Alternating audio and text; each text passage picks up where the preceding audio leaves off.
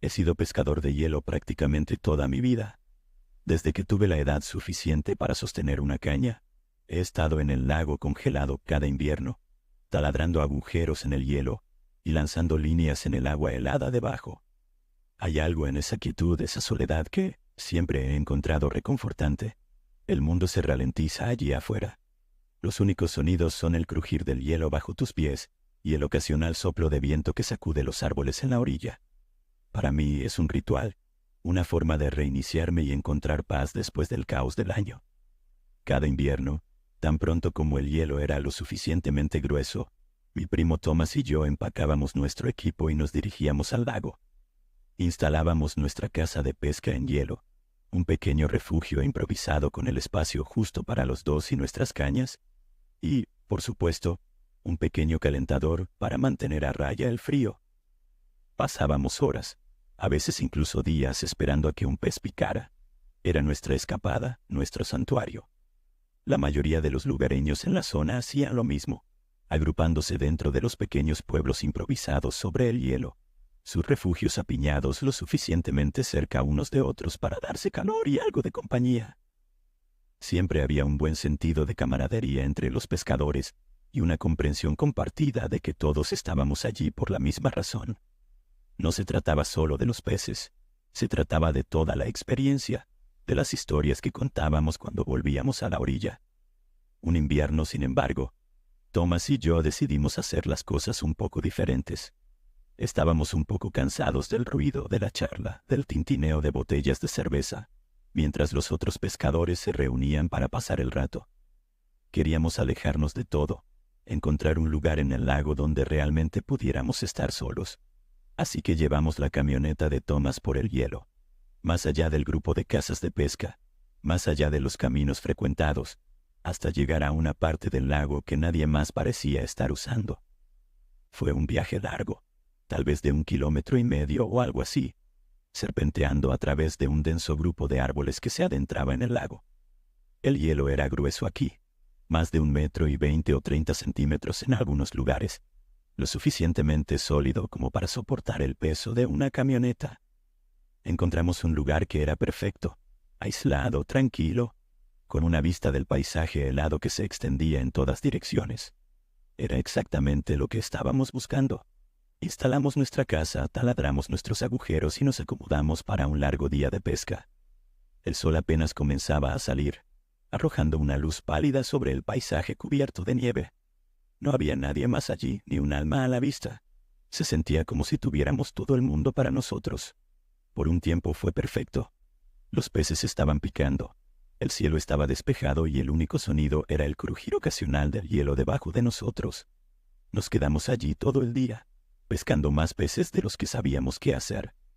Para cuando el sol comenzó a ponerse en el horizonte, ambos estábamos sonriendo como niños en la mañana de Navidad.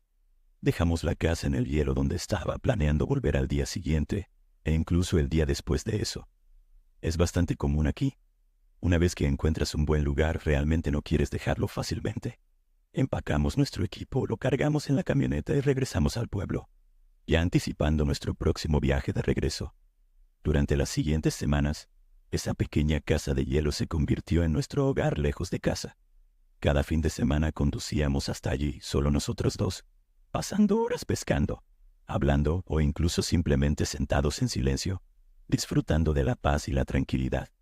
Era literalmente todo lo que habíamos esperado cuando decidimos encontrar un lugar lejos de los otros pescadores. Pero entonces llegó la tormenta. Era una grande, del tipo que hace que la gente corra a buscar refugio. La nieve caía en copos gruesos y pesados, acumulándose en las carreteras y tejados, y luego sobre el hielo. Durante 9 o 10 días, el lago estuvo completamente inaccesible, enterrado bajo un manto de nieve profunda. Nadie se atrevía a aventurarse allí, ni siquiera los pescadores más acérrimos. Cuando la tormenta finalmente pasó, el pueblo poco a poco comenzó a recobrar vida. La gente se desenterró, limpió las carreteras y volvió a sus rutinas. Thomas y yo estábamos ansiosos por volver al lago, pero sabíamos que teníamos que esperar hasta que fuera seguro.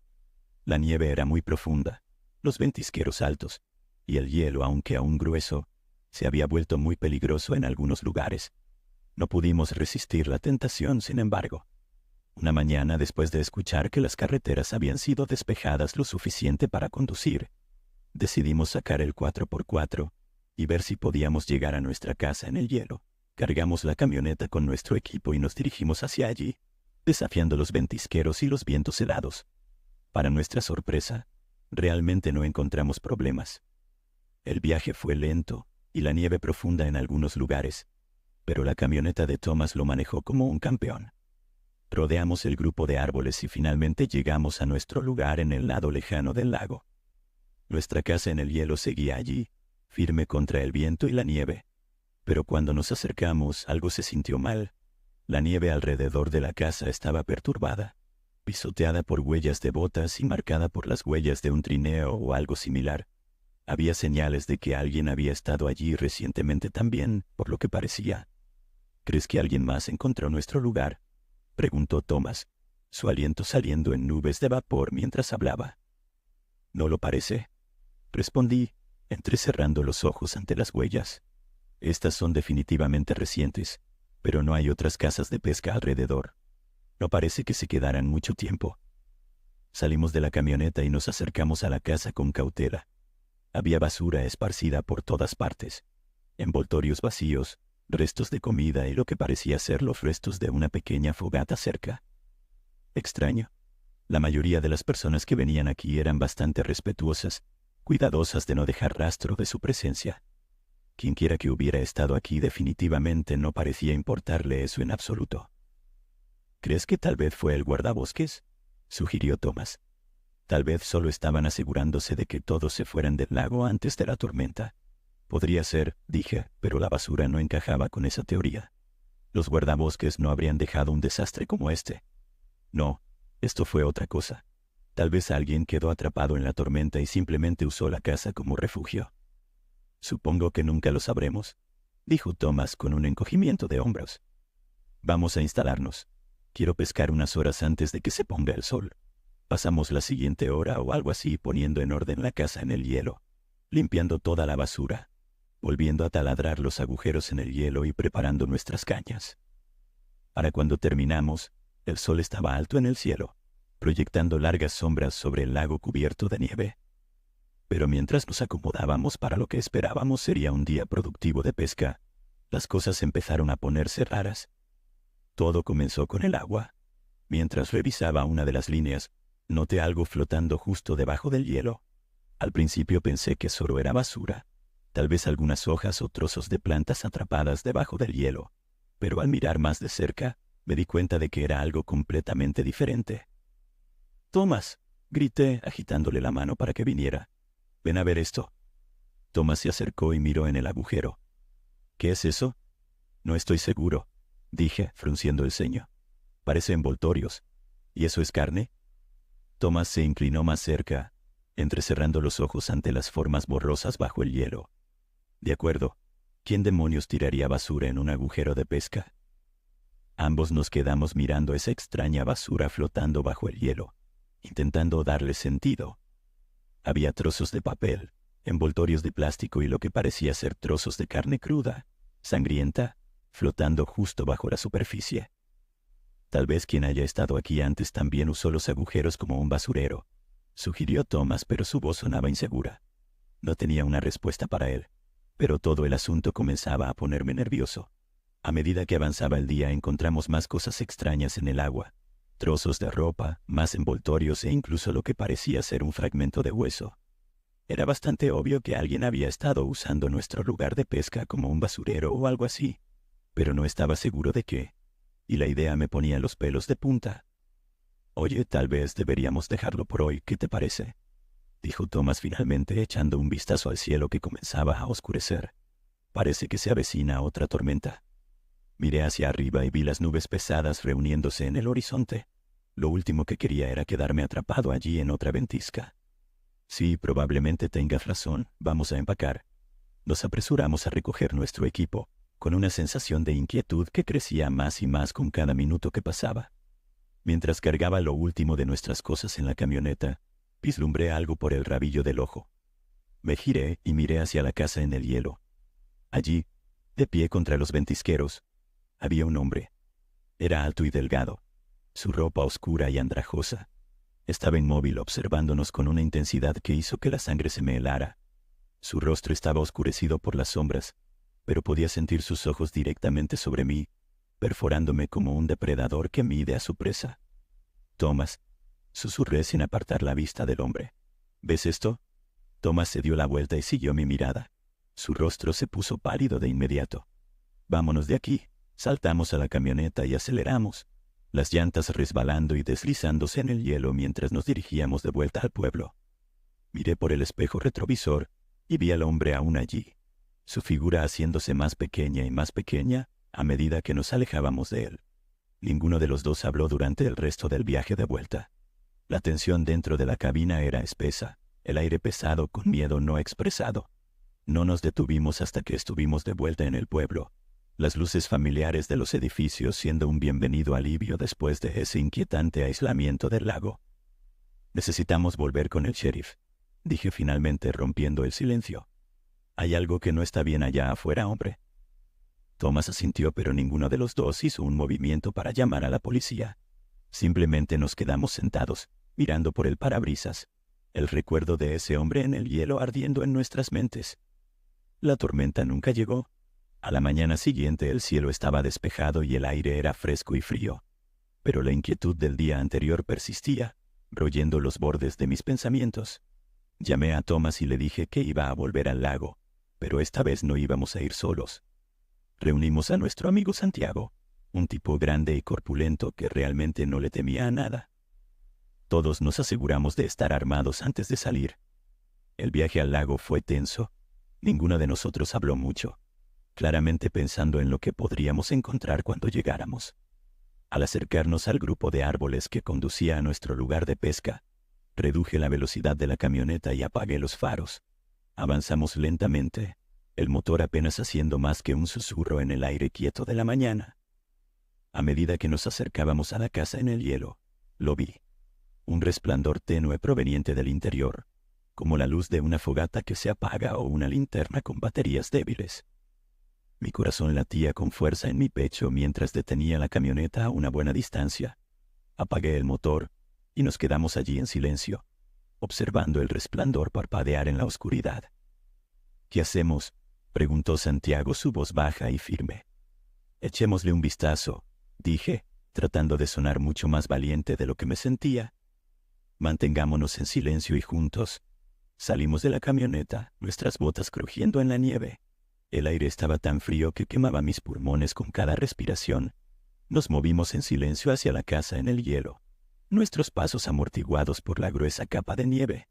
A medida que nos acercábamos podía verlo más claramente ahora. Había de hecho una pequeña fogata ardiendo fuera de la casa en el hielo, las últimas brasas brillando tenuemente en la oscuridad. La puerta del refugio estaba ligeramente entreabierta, y dentro podía ver el débil haz de una linterna moviéndose. Nos acercamos a la casa en el hielo, mi corazón martilleando en mi pecho. Podía oír al hombre adentro murmurar para sí mismo, su voz baja y frenética, pero no podía entender lo que estaba diciendo. Cuando llegamos a la puerta, vacilé por un momento, mi mano flotando sobre el tirador. Luego, reuniendo todo mi coraje, la empujé. El hombre dentro saltó de pie, sus ojos salvajes e inyectados en sangre, su piel pálida y estirada sobre sus huesos. Parecía que no había comido ni dormido en días.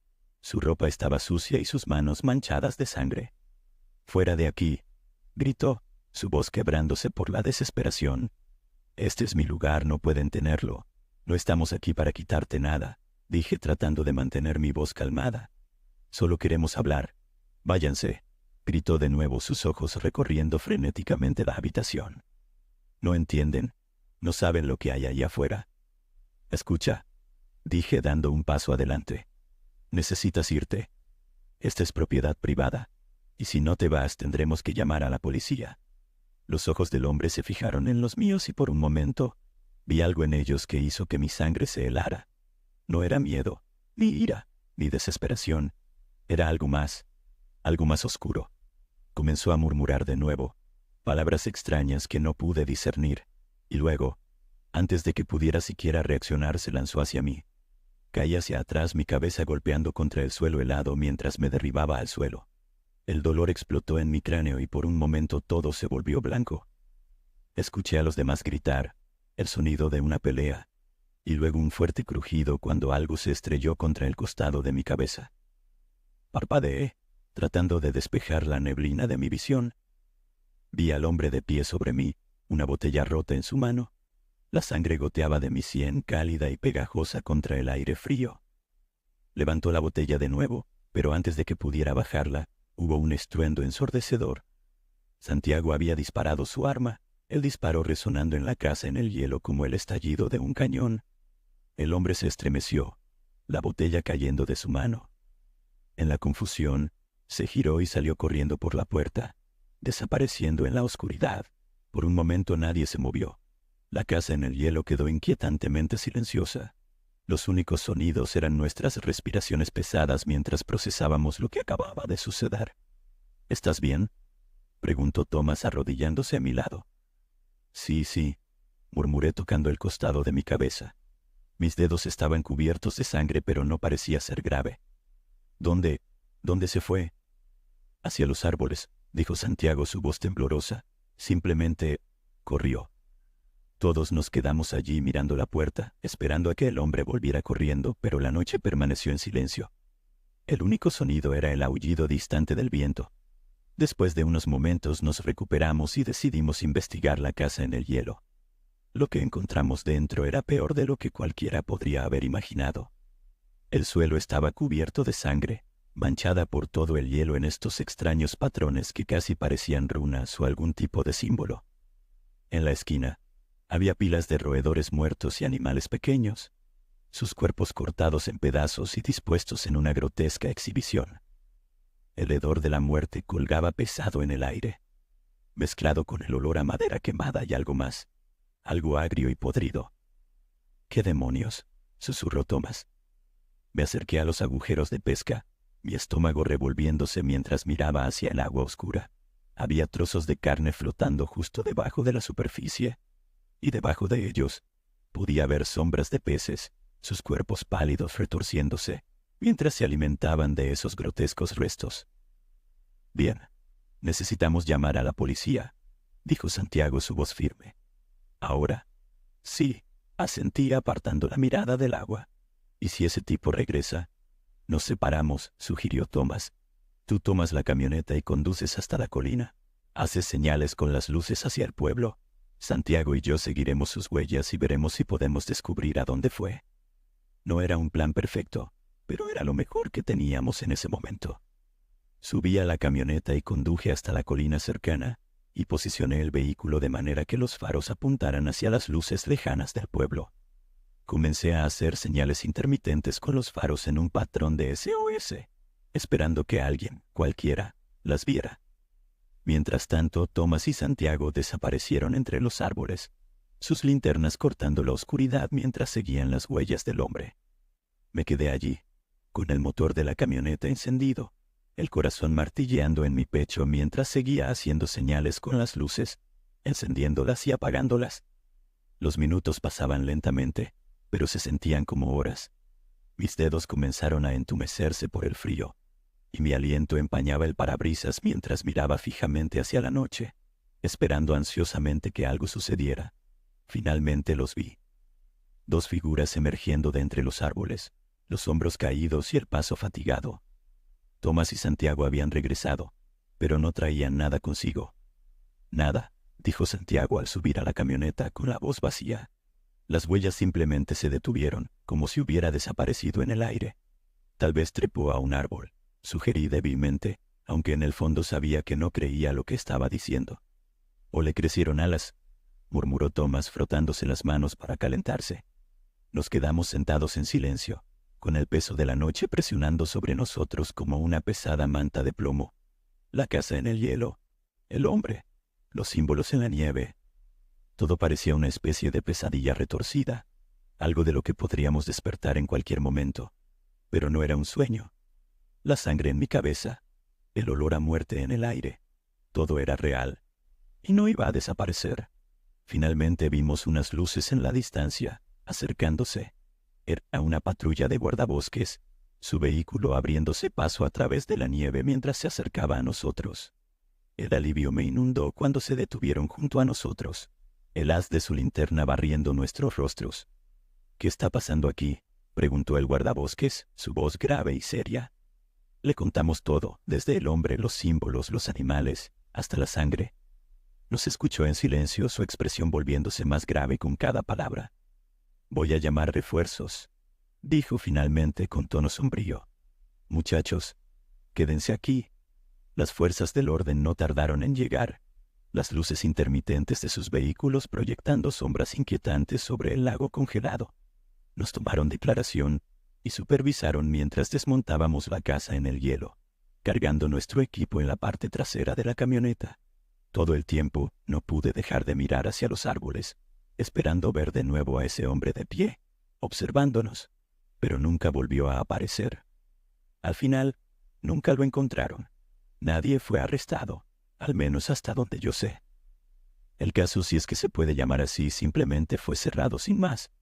Por razones obvias, Thomas y yo nunca volvimos a esa parte del lago. Nos quedamos en las áreas concurridas, donde el ruido y la charla de los otros pescadores eran un bienvenido escape de los recuerdos de esa noche. A veces, tarde por la noche, cuando estoy acostado en la cama, pienso en ese hombre, en sus ojos salvajes y su murmullo frenético, en cómo simplemente desapareció en la oscuridad sin dejar rastro. Me pregunto qué estaba haciendo allí, qué lo llevó a estar tan aislado en ese lugar del lago. ¿Era simplemente un alma perdida, enloquecida por el frío y la soledad, o había algo más siniestro en juego?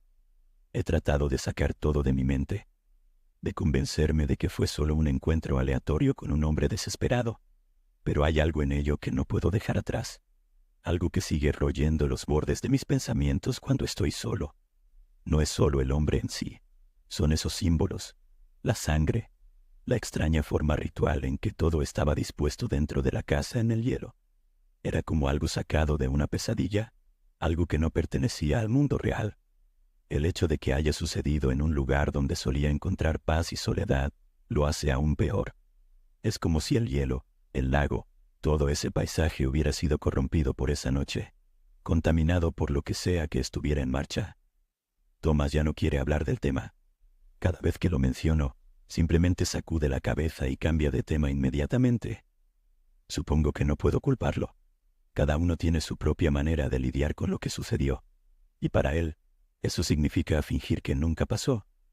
Pero yo no puedo hacer eso. Necesito respuestas. Necesito saber qué fue lo que encontramos esa noche y por qué ha dejado una cicatriz tan profunda en mi mente. He hecho algo de investigación desde entonces, buscando en periódicos antiguos y foros en línea cualquier mención de incidentes similares. No hay mucho que encontrar, solo unos pocos informes dispersos de desapariciones extrañas, fenómenos inexplicables en áreas remotas, pero nada que coincida exactamente con lo que experimentamos. Es como si ese hombre en el hielo fuera un fantasma, una figura de nuestra imaginación. Pero sé que es real. Todavía puedo ver su rostro, esos ojos amplios y atormentados, la forma en que se movía con una desesperación que rozaba la locura. Todavía puedo sentir el frío, ese frío que cala en los huesos y que parece llevar consigo algo mucho más siniestro, algo oscuro, algo malvado. Hay noches en las que me quedo despierto, mirando al techo, pensando en volver a ese lugar. Pienso en seguir nuestros pasos y encontrar ese lugar exacto en el lago. Ver si queda algo, alguna pista, más señales de lo que sucedió esa noche. Pero cada vez que empiezo a hacer planes, algo me detiene. Es casi como una voz en el fondo de mi mente que me dice que algunas cosas es mejor dejarlas en paz. Hay fuerzas en este mundo que no estamos destinados a comprender. Tal vez sea verdad. Tal vez sea mejor que lo deje ir, que trate de seguir adelante con mi vida y olvidar esa noche. Pero no puedo. Sigo pensando en él. Pienso en esos símbolos, en las cosas extrañas que encontramos debajo del hielo. Tiene que haber más en la historia. Tiene que haber algo que nos perdimos, algo que podría explicarlo todo. O tal vez todo está en mi cabeza y realmente no hay nada que explicar. Tal vez fue solo un encuentro aleatorio con un loco, un suceso extraño sin un significado más profundo. Pero en el fondo sé que no es así. Había algo más allá aquella noche, algo que encontramos por accidente. Y sea lo que sea o quien sea, sigue allá afuera, acechando en las sombras, esperando que otra alma desprevenida se aleje demasiado del camino trazado. De vez en cuando, sueño con ese hombre, con la forma en que me miró antes de desaparecer en los árboles. En mis sueños lo sigo, lo persigo a través de la nieve, más y más profundo en el bosque. Los árboles se cierran a mi alrededor. El aire se vuelve cada vez más frío hasta que apenas puedo respirar. Puedo oír sus pasos delante de mí, el crujido de la nieve bajo sus botas, pero nunca logro alcanzarlo. Siempre está justo fuera de mi alcance. Simplemente continúa llevándome más y más profundo en la oscuridad. Y es entonces cuando me despierto, empapado en sudor, con el corazón todavía latiendo con fuerza en mi pecho. La habitación estará cálida, las mantas bien ajustadas a mi alrededor, pero todavía puedo sentir ese frío que cala hasta los huesos y se aferra a mí como una segunda piel. No sé qué significa todo esto, y tal vez nunca lo sepa, pero hay algo seguro. Nunca volveré a ver la pesca en hielo de la misma manera.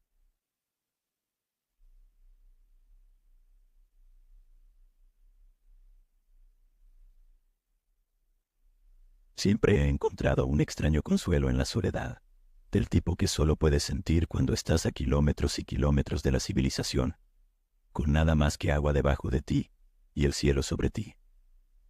Es por eso que, sin falta, cada año cargo mi Subaru con todo mi equipo y me dirijo a las zonas más remotas de Colorado. Hay un embalse allá, escondido en un cañón, con acantilados que se elevan a ambos lados y agua tan profunda y clara que puedes ver directamente hasta el fondo, donde yacen árboles antiguos como fantasmas. La mayoría de la gente se queda en la parte frontal del embalse, donde el agua es más amplia y los acantilados ofrecen algunos lugares ideales para saltar. Era casi como una trampa para turistas con paddleboarders y kayaks esparcidos en el agua como hormigas en un picnic. Pero a mí me gusta alejarme más allá. Navego por las curvas y vueltas del embalse hasta llegar al extremo, donde el agua se canaliza en una serie de arroyos que tallan su camino a través de la naturaleza salvaje. La parte trasera del embalse es un mundo completamente diferente. El curso de agua se estrecha, rodeado de árboles que se alzan como centinelas, con las raíces torciéndose en la tierra. Los únicos sonidos son el suave chapoteo del agua contra el kayak y el ocasional canto de un pájaro. En la represa, que marca el final del embalse, el agua se vuelve traicionera. Está llena de troncos y escombros de antiguas operaciones madereras. Es como remar a través de un cementerio de árboles, cuyos restos esqueléticos flotan en la superficie. La mayoría de la gente lo evita. Demasiado problema por muy poca recompensa. Pero para mí es la puerta de entrada a la verdadera soledad. Mi mañana fue como cualquier otra. El sol apenas había pasado el horizonte cuando amarré el kayak al techo, empaqué mi equipo y salí a la carretera. El trayecto en sí fue sin incidentes. Los únicos acompañantes eran un camión ocasional o tal vez una camioneta, probablemente dirigiéndose al mismo embalse. Para cuando llegué a la orilla, el lugar ya estaba lleno de actividad. Los niños chapoteaban en la orilla y grupos de kayakistas se preparaban para partir, con sus risas rebotando en los acantilados. Empujé mi kayak y comencé a deslizarme por el agua sin esfuerzo. La primera parte del viaje siempre era la más tediosa. Esquivar a otros remeros, navegar alrededor de los paddleboarders que parecían no tener sentido de la dirección, evitar a los nadadores que se aventuraban demasiado lejos de la orilla. No fue hasta que doblé la primera esquina que comencé a sentir que la tensión en mis hombros se relajaba. Finalmente, las multitudes se dispersaron y el ruido empezó a desaparecer, reemplazado por el suave sonido del agua contra los acantilados. Para cuando llegué a la última curva antes de la represa, estaba completamente solo. El cielo sobre mí era de un azul brillante, y el agua debajo de mí era tan clara que podía ver los árboles sumergidos, cuyas ramas se alzaban como manos de ahogados. Esta era mi parte favorita, la calma antes del caos del campo de escombros. Cuando me acerqué a la represa, noté algo raro. Un hombre estaba parado en la orilla, caña de pescar en mano. No había senderos que condujeran a esa parte del embalse, lo que significaba que había estado acampando allí durante un tiempo, o había hecho la larga caminata desde el estacionamiento a pie. De cualquier manera, era muy inusual ver a alguien más por allí. Le hice un gesto con la cabeza al pasar, y él me devolvió el gesto. Sin embargo, algo oscuro se escondía en sus ojos que me hizo detenerme. «Cuidado más adelante», me dijo mientras pasaba. Su voz era áspera como si no hubiera hablado con nadie en días. «¿Por qué?», pregunté reduciendo el ritmo. Dudó, mirando por encima de su hombro, como si esperara que alguien apareciera de entre los árboles. «He estado escuchando disparos al otro lado de la represa», dijo. «Han estado disparando durante un par de días». «¿Disparos?», repetí, más confundido que preocupado.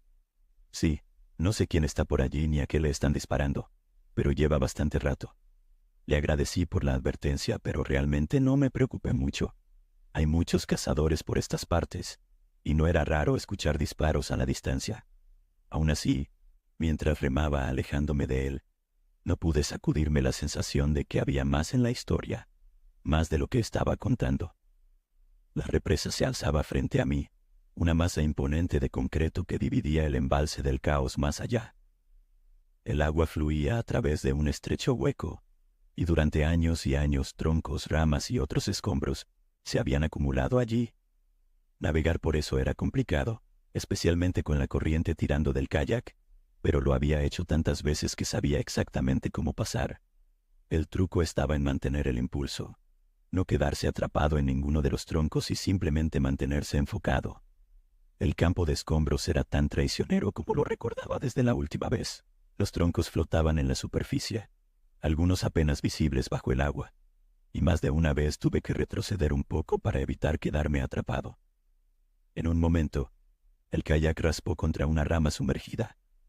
Hice una mueca al sentir el fondo del bote rechinar contra la madera, pero logré pasar. Pronto estaba al otro lado. El agua aquí era diferente, más oscura, más fría. Tenía una quietud inquietante que hizo que los vellos de mi nuca se erizaran. El arroyo que seguí serpenteaba a través del denso bosque, los árboles cerrándose sobre mí como un túnel. Era hermoso, de una manera salvaje y sin domesticar, el tipo de belleza que te hace sentir que eres la primera persona en pisar ese lugar. Pero también era inquietante. El silencio era demasiado completo y las sombras demasiado profundas. Mientras remaba, comencé a notar algo más extraño. El arroyo, que normalmente era claro y limpio, estaba lleno de escombros. Botellas de plástico, pedazos de tela desgarrados y algo que parecía inquietantemente un zapato. No era raro encontrar basura en el agua, pero esto era diferente. Era fresca, reciente. Alguien había pasado por allí justo antes que yo. Entonces vi 2 paddleboards abandonados y flotando a la deriva en una parte angosta del arroyo. Uno de ellos tenía agujeros de bala, los bordes astillados y crudos. Había bolsas amarradas a las tablas, su contenido parcialmente derramado en el agua. Bocadillos, botellas de agua, un par de gafas de sol. Quien hubiera estado allí definitivamente se había ido a toda prisa. Un escalofrío recorrió mi espalda mientras recordaba la advertencia del pescador. ¿Habían disparado a estas personas? ¿Les había pasado algo peor? Dudé en mi remo flotando sobre el agua. Cada instinto dentro de mí gritaba que diera media vuelta, que volviera a la seguridad del embalse y olvidara que había visto esto. Pero la curiosidad pudo más. Tenía que saber qué estaba pasando. Seguí adelante, el kayak deslizándose silenciosamente por el agua. El arroyo giraba y se retorcía, los árboles cerrándose más y más, sus ramas extendiéndose hacia mí como manos. Cuanto más avanzaba, más crecía la sensación de ser observado. Una picazón entre los omóplatos que no desaparecía. Y entonces oí voces, bajas e indistintas, que venían de algún lugar más adelante. Me detuve, esforzándome por escuchar, pero las palabras estaban amortiguadas, perdidas en el susurro de las hojas y el murmullo del agua. No había duda. Alguien más estaba por allí. Seguí remando, con el corazón latiendo en mi pecho. Las voces se hicieron más fuertes, más claras, y entonces lo vi. Un hombre mayor, con una barba desaliñada y una camisa de franela, moviéndose entre los árboles paralelo al arroyo. Estaba tratando de mantenerse fuera de vista, pero el terreno era demasiado accidentado, la maleza demasiado densa. No me vio al principio, estaba demasiado concentrado en a dónde iba, pero cuando me vio, sus ojos se clavaron en los míos y mi sangre se heló de inmediato. Estaba sosteniendo una escopeta, el cañón brillando bajo la luz moteada del sol. No esperé para ver qué haría. Hundí el remo en el agua y propulsé el kayak hacia adelante tan rápido como pude. El hombre gritó algo, pero no me detuve a escuchar. Giré en una curva del arroyo con la respiración entrecortada, el kayak chocando contra rocas y ramas mientras seguía avanzando. Por un momento, pensé que lo había perdido. El arroyo se abrió en una sección más amplia, y pude ver la silueta del lago adelante, su superficie como un espejo reflejando el cielo. Pero entonces los vi, 2 hombres más, de pie sobre un tronco caído que cruzaba el arroyo, bloqueando mi camino. Uno tenía un revólver y el otro un rifle, ambos apuntando directamente hacia mí. «Detente ahí», ladró el hombre con el revólver, su voz resonando entre los árboles. No tuve opción. Reduje la velocidad del kayak, dejándolo derivar hasta que se detuvo bajo el tronco. Los hombres simplemente me miraban, sus rostros duros y sus ojos fríos. «¿Qué haces aquí?», preguntó el hombre con el rifle, su tono más curioso que acusatorio. «Solo estoy haciendo kayak», respondí, tratando de mantener la voz firme. «Explorando el área. He venido aquí durante años». El hombre con el revólver intercambió una mirada con su compañero. Algo pasó entre ellos que no pude descifrar. «No deberías estar aquí», dijo finalmente.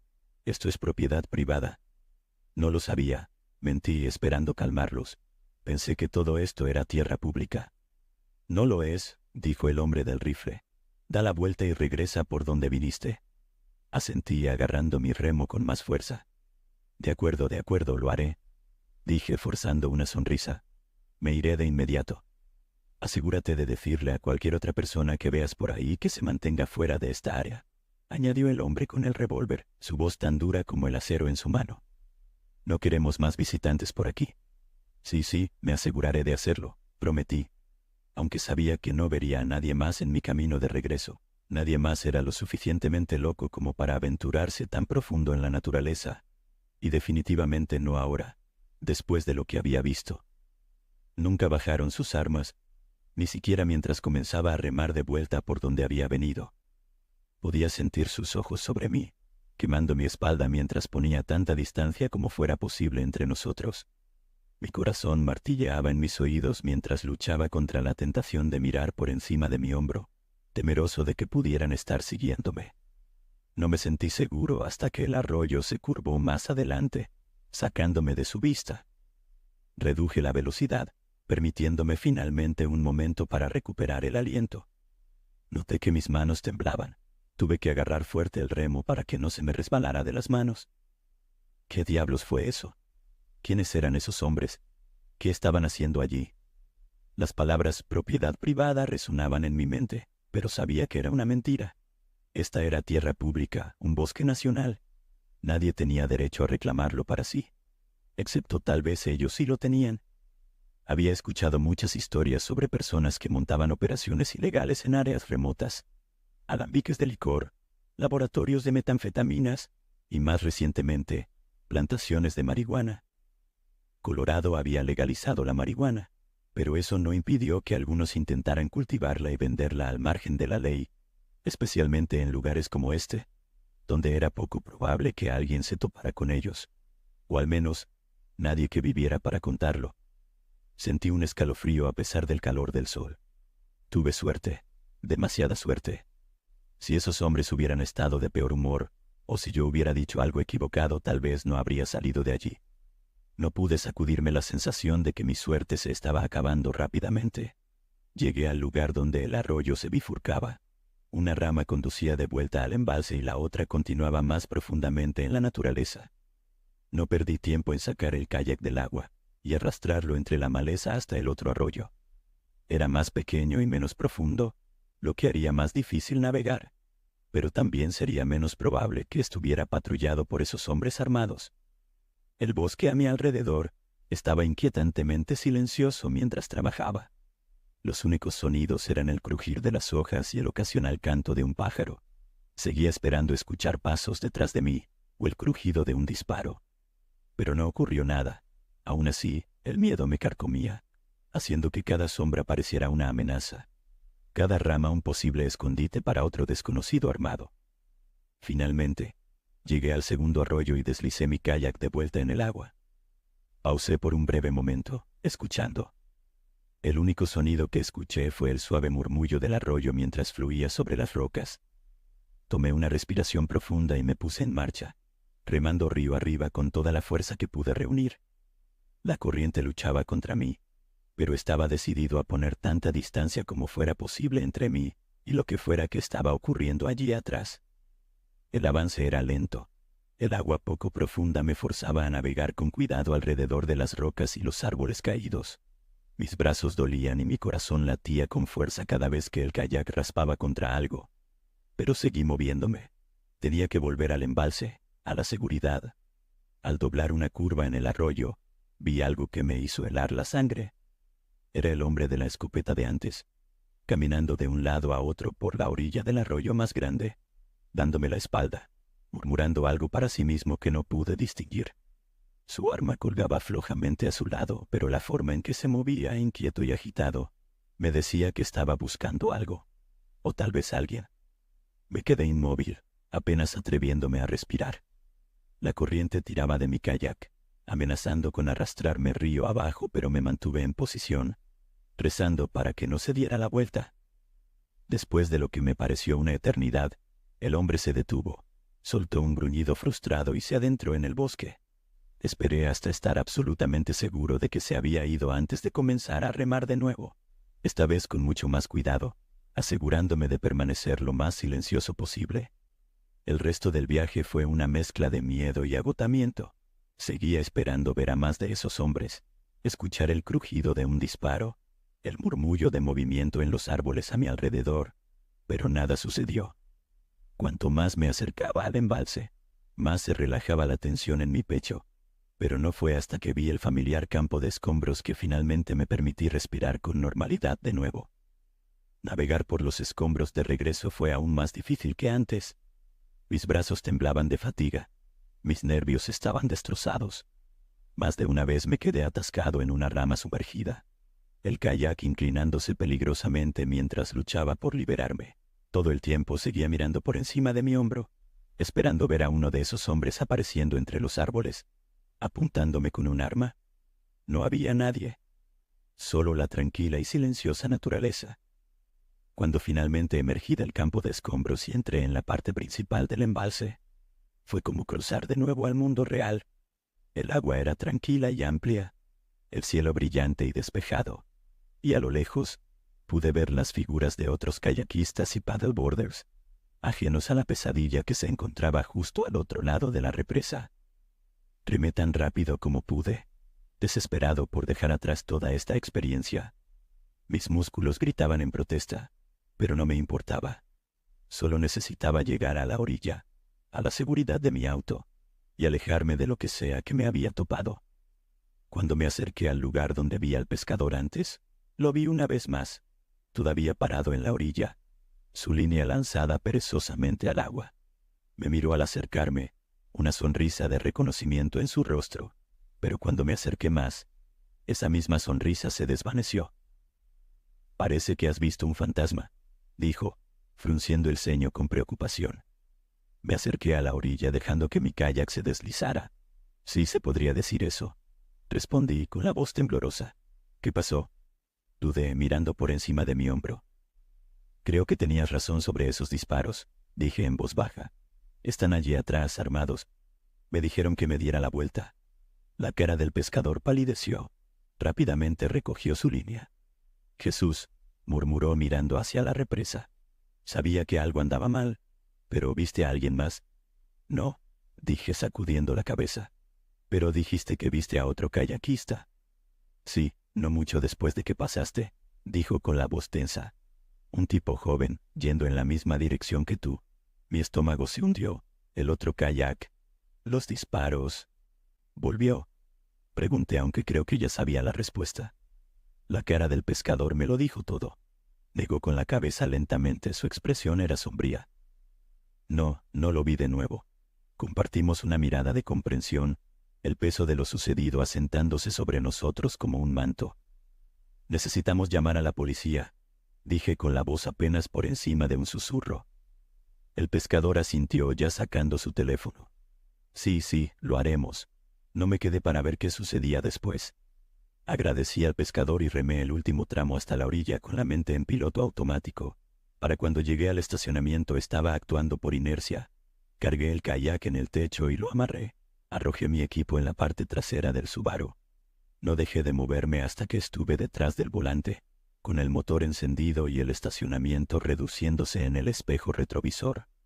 No fue hasta que llegué a la carretera principal que me permití respirar por completo. La tensión se desvaneció, dejando solo el agotamiento y esa sensación persistente de inquietud. Me detuve tan pronto como tuve señal y llamé al 911 yo mismo, con la mano temblorosa mientras relataba lo sucedido a la operadora. La policía tomó en serio mi reporte. Más tarde, escuché rumores de que investigaron la zona. Se dice que algunos lugareños habían montado una operación ilegal de cultivo profundo en ese bosque y habían estado asustando a cualquiera que se acercara demasiado. Finalmente fueron arrestados, pero el recuerdo de ese día aún me persigue. No he vuelto a ese embalse desde entonces. Ahora me quedo en las vías fluviales principales, donde lo único de lo que tengo que preocuparme son las multitudes y el ocasional paddleboarder grosero. Pero de vez en cuando estoy en el agua, me encuentro mirando hacia atrás, hacia el embalse, preguntándome qué podría seguir acechando en esos oscuros y profundos bosques, justo fuera de la vista.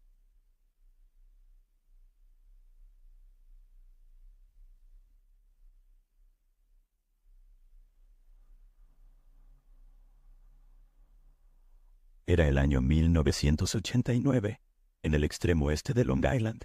Era mediados de julio, en un caluroso día de verano, perfecto para salir al agua.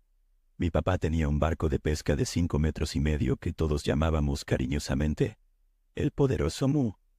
Tenía un motor fuera de borda de 90 caballos de fuerza llamado la Torre de Poder. Supongo que teníamos muchos apodos para las cosas, pero de todas formas, ella era toda una línea de 6 cilindros en línea con una consola central, que tenía un pequeño asiento delantero, lo suficientemente grande para sostener una nevera y protegerse del sol. Había un pequeño compartimiento en la proa en el que guardábamos todos nuestros chalecos salvavidas junto con el ancla, y una barandilla de metal vieja y tambaleante alrededor de la proa, que probablemente necesitaba unos cuantos tornillos más para apretarla, pero aún seguía sujeta. Todos solíamos amar sentarnos allí, sujetándonos de la barandilla mientras navegábamos a velocidad, gritando de risa cuando nuestros dedos de los pies tocaban el agua de abajo. Se hicieron muchas memorias en ese barco y muchas historias, algunas de las cuales no olvidaré pronto. Y esta es una de esas historias. Hay muchas más en realidad, pero esta es la historia escalofriante de Plumgood. Así que el buen Wild Bill, que es mi padre, llevó un día a mi hermana mayor Evangelina y a mí, junto con su hermano menor, el tío Fernando. Yo tenía 7 años en ese momento, y mi hermana estaba a punto de cumplir 10. Solo iba a hacer un viaje de un día, algo de pesca y algo de diversión.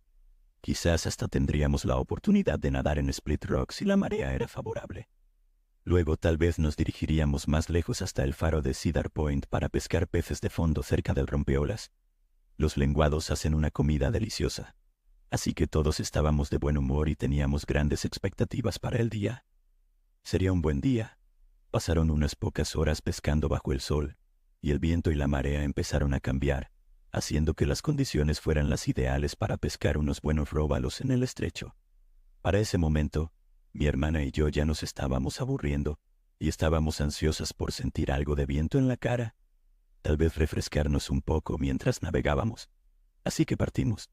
Nos dirigimos más lejos hacia el sonido de Long Island, hacia el océano, hacia Plum Island. Seguro que algunos de ustedes han oído las historias sobre la isla de investigación de animales, propiedad del gobierno y prohibida al público, pero esa es otra historia para otro momento. En Southold, la parte norte de Long Island, allí donde la tierra entre dos islas se une, toda el agua del océano se escurre hacia la bahía con la marea entrante y forma un rápido en el mar, donde el fondo pasa de 90 metros de profundidad a 9 metros, en un espacio relativamente pequeño, creando grandes oleajes en la superficie del agua. Solo los barcos de pesca más grandes se atreven a pescar aquí. El rápido en Plumgood es un buen lugar de alimentación para los grandes róbalos oceánicos en ciertos momentos, como el cambio de la marea en un caluroso día de mediados de julio como ese día, y justo en ese momento también. Y si teníamos suerte, podríamos llegar justo a tiempo para pescar algunos grandes antes del anochecer y regresar a la costa de manera segura. Al menos, esa era la intención. El mar estaba calmado en el trayecto, no como un espejo, pero sí suave, con olas ondulantes que parecían hacerse más grandes y más grandes a medida que el viento aumentaba. Todos estábamos disfrutando del paseo, el sol estaba alto y hacía calor. La brisa que venía de la proa al cortar las olas se sentía agradable y refrescante, enfriando nuestra piel quemada por el sol. Reíamos juntos, tratando de sujetarnos bien para el paseo, pero este es el océano, y el clima puede cambiar en un abrir y cerrar de ojos, especialmente en el estrecho. Es muy impredecible. Podría ser un día brillante y soleado, y al minuto siguiente volverse oscuro y tormentoso. Y eso fue exactamente lo que pasó. El cielo lleno de sol rápidamente se tornó de un gris ominoso. De repente se oscureció y el viento aumentó. El agua se volvió blanca con crestas espumosas, y las olas crecieron cada vez más. Nuestro pequeño barco estaba siendo sacudido por esas olas cada vez mayores. El viento ya nos azotaba. Mi hermana y yo estábamos asustadas y definitivamente listas para regresar a casa. Una tormenta se avecinaba y parecía dirigirse directamente hacia nosotros. Nos iba a golpear y fuerte. Mi papá lo supo. Después de observar el rápido cambio en el cielo, miró a su hermano y luego a nosotras, las niñas, y finalmente decidió que era hora de enrollar las líneas y regresar. Para entonces la lluvia nos golpeaba de lado en la cara. El viento había aumentado, y el cielo se volvió negro hasta que un rayo lo iluminó como una celebración de Año Nuevo, haciendo que el cielo se viera furioso. Vimos algunos rayos hacer contacto con el agua, que para ese momento se parecía mucho al agua en una lavadora. Todos estábamos aterrados. No conocíamos realmente el significado de la palabra miedo hasta ese momento. Evangelina y yo estábamos agachadas detrás de la consola central, con nuestros chalecos salvavidas puestos, esos que nunca antes habíamos usado, sujetándonos a las piernas de mi papá y mi tío, quienes a su vez se aferraban al tablero con todas sus fuerzas, mientras nuestro pequeño barco avanzaba, estrellándose contra una ola tras otra, una tras otra que nos golpeaba de frente. Pensamos que el barco se hundiría, y que nos ahogaríamos allí mismo. Sentía que esto duraba una eternidad. Ya estábamos empapadas y temblando, sujetándonos con fuerza, completamente aterradas por la posibilidad de que la próxima gran ola nos lanzara por la borda, lo que fue exactamente lo que me pasó a mí. Estaba oscuro, frío y muy ruidoso, tan ruidoso que el barco sonaba como si se estuviera desmoronando, como si se estuviera rompiendo, hundiendo. Había agua por todas partes a mi alrededor. Me quedaba sin aliento. Luego respiraba apenas cuando había una pausa de 2 segundos entre las olas que nos golpeaban. No había una pared de agua que me rodeara amenazando con ahogarme en ese pequeño bote. De repente, me encontré ingrávida. Todo a mi alrededor se quedó en silencio. Me giré de un lado a otro, y luego sentí que estaba boca abajo dentro del agua blanca y fría. Estiré mis pequeños brazos hacia mi papá, pero había perdido el agarre de sus piernas. Ya no podía sentirlo. Ya no sentía su calidez. Estaba aún más asustada. Entonces, en la fría y silenciosa oscuridad, sentí mi mano rozar contra metal en medio del agua helada. Era la barandilla de la proa. Estaba debajo de mí. Me agarré de ella, de alguna manera, con mi mano izquierda. Mis pies estaban extendidos por encima de mi cabeza en el agua, casi verticalmente. Si perdía el agarre de esa tambaleante barandilla de metal, estaba perdida. Sería arrastrada en un segundo. Ya no estaría en ese barco. Estaría perdida en el mar, muy lejos en las traicioneras aguas del rápido de Plumgood. Lo siguiente que supe fue que el agua se abrió a mi alrededor lo suficiente como para poder tomar una bocanada de aire profundo y abrir los ojos.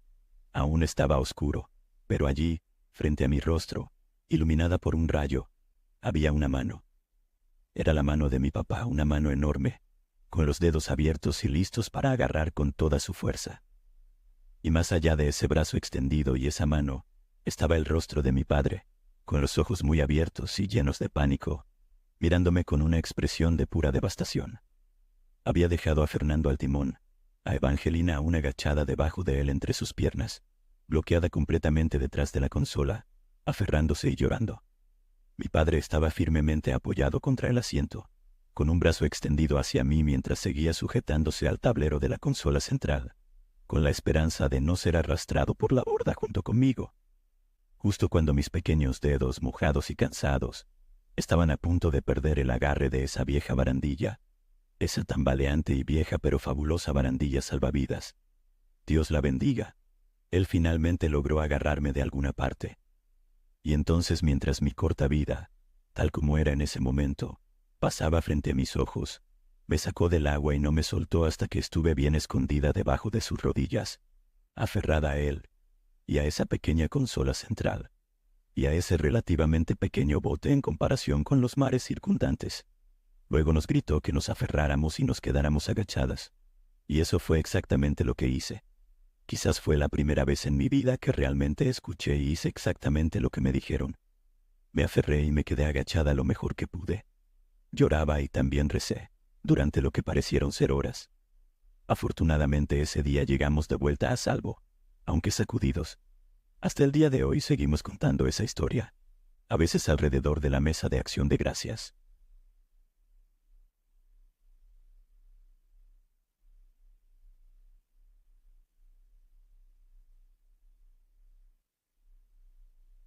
Este es un secreto muy grande que descubrí hace poco.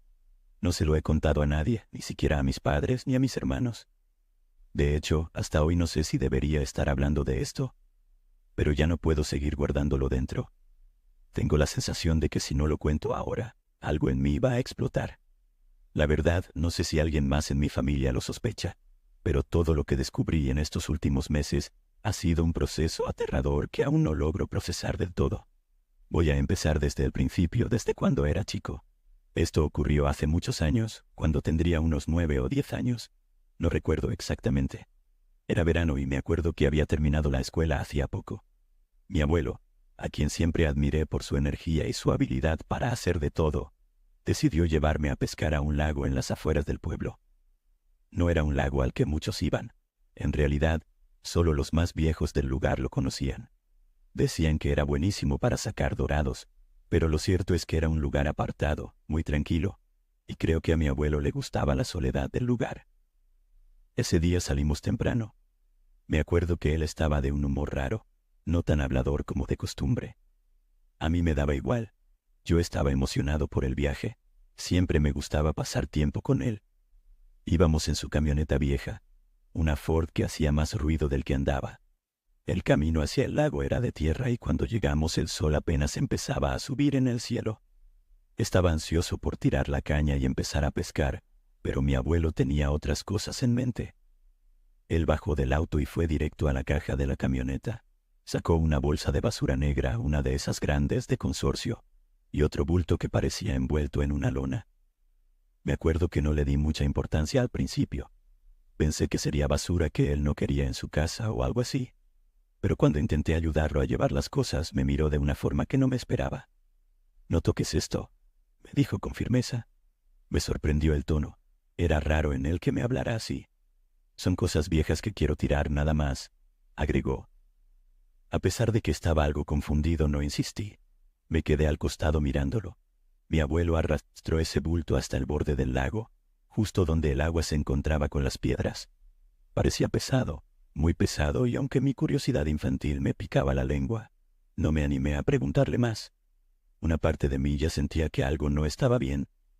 Recuerdo cómo el agua del lago estaba quieta ese día, casi como si supiera lo que estaba por pasar. Sin decir nada más, mi abuelo dejó el bulto en la orilla, lo empujó con fuerza hasta que comenzó a hundirse. El lago lo tragó lentamente, y entonces me giró para mirarme, como si quisiera asegurarse de que no diría nada sobre lo que acababa de ver. «No le digas a nadie de esto, ¿entendés?», me dijo mirándome directo a los ojos. Yo asentí, pero no entendía por qué tanto misterio por tirar cosas viejas. Después de eso, todo siguió como un día de pesca normal. Pesqué un par de peces pequeños y mi abuelo parecía relajarse de nuevo, aunque algo en su mirada había cambiado. Con el tiempo, esa memoria se fue quedando en el fondo de mi mente. No volví a pensar en esa bolsa negra ni en el lago. Lo que sí recuerdo es que después de ese verano, mi abuelo empezó a cambiar. Se volvió más callado, más ausente. A veces me miraba de una forma extraña, como si esperara que dijera algo, pero nunca lo hice. De alguna manera, instintivamente sabía que no debía hablar de eso con nadie. Pasaron los años, y yo me fui alejando de esos recuerdos. Mi abuelo falleció cuando yo ya era un adolescente, y para entonces todo aquello había quedado sepultado bajo la rutina y la vida diaria. No volví al lago, ni mucho menos pensé en esa extraña tarde de verano. Sin embargo, hace poco tiempo, algo ocurrió que trajo todo de vuelta con una fuerza que no esperaba. Un día, por casualidad, volví a ese lago con un amigo. No teníamos planes de pescar, pero él me dijo que quería explorar lugares viejos de la zona, y el lago fue lo primero que me vino a la mente. Hacía años que no iba, pero me pareció una buena idea. Cuando llegamos todo estaba igual. El camino de tierra, las piedras en la orilla, el silencio. Era como si el tiempo no hubiera pasado por ahí. Pero mientras caminábamos por la orilla, algo llamó mi atención. Entre las rocas y el lodo encontré un cuchillo oxidado, cubierto por una capa de tierra húmeda. Era viejo, muy viejo, pero lo reconocí de inmediato. Era de mi abuelo. Lo levanté y lo miré de cerca, sintiendo que algo no estaba bien. Ese cuchillo no estaba ahí por casualidad, y al verlo, todos los recuerdos de aquel día empezaron a regresar. La bolsa negra, el bulto, el silencio incómodo de mi abuelo. Sentí un nudo en el estómago, pero no dije nada a mi amigo. Me guardé el cuchillo como si fuera un simple hallazgo sin importancia. Pero dentro de mí algo empezó a moverse. Una sensación de que lo que había sucedido ese día no era algo menor. Unos meses después de ese hallazgo, ocurrió algo que me heló la sangre. Unos tipos, no sé bien de dónde, fueron a pescar a ese lago, pero en vez de quedarse en la orilla, decidieron bucear un poco. No sé qué los llevó a hacerlo, pero lo hicieron. Y encontraron algo. Un saco, medio hundido en el fondo del lago. Dentro del saco había un cuerpo.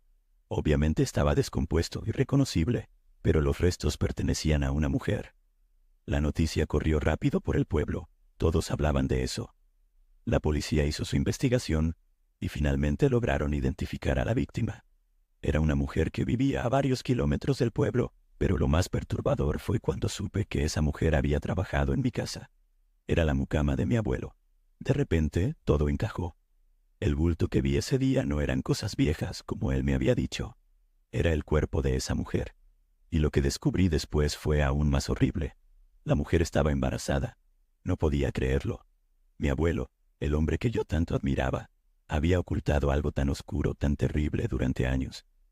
Empecé a conectar los puntos, a pensar en lo que podría haber pasado. Mi abuelo, que siempre fue reservado, nunca hablaba mucho de su vida personal, pero ahora todo tenía sentido. Era posible, muy posible, que mi abuelo hubiera tenido una relación con ella, que la hubiera dejado embarazada, y que, en vez de enfrentarlo, decidiera deshacerse de ella para que no dijera nada. Nunca supe si mi abuela sospechaba algo. Ella falleció poco después de mi abuelo, y nunca la escuché hablar de la mujer que trabajaba para nosotros. Ahora, mirando hacia atrás, todo parece encajar de manera aterradora. La familia de la mujer, después de que se supo la verdad, vino hasta el pueblo. Querían respuestas, querían saber qué había pasado con ella. Nunca la habían dado por desaparecida. Simplemente pensaron que había encontrado otro trabajo en otro lugar. Cuando los vi no pude mirarlos a los ojos. Les di mis condolencias, pero el peso de lo que sabía me aplastaba. No podía decirles la verdad. No podía contarles que probablemente mi abuelo había sido el responsable de todo esto. Hasta el día de hoy no sé qué hacer.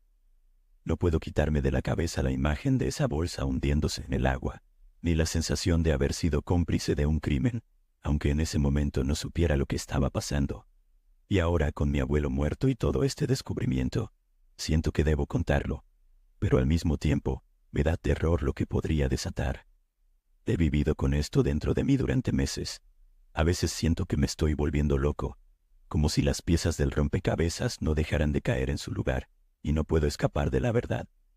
Siento que alguien más tiene que saberlo, que no puedo ser el único que cargue con este peso.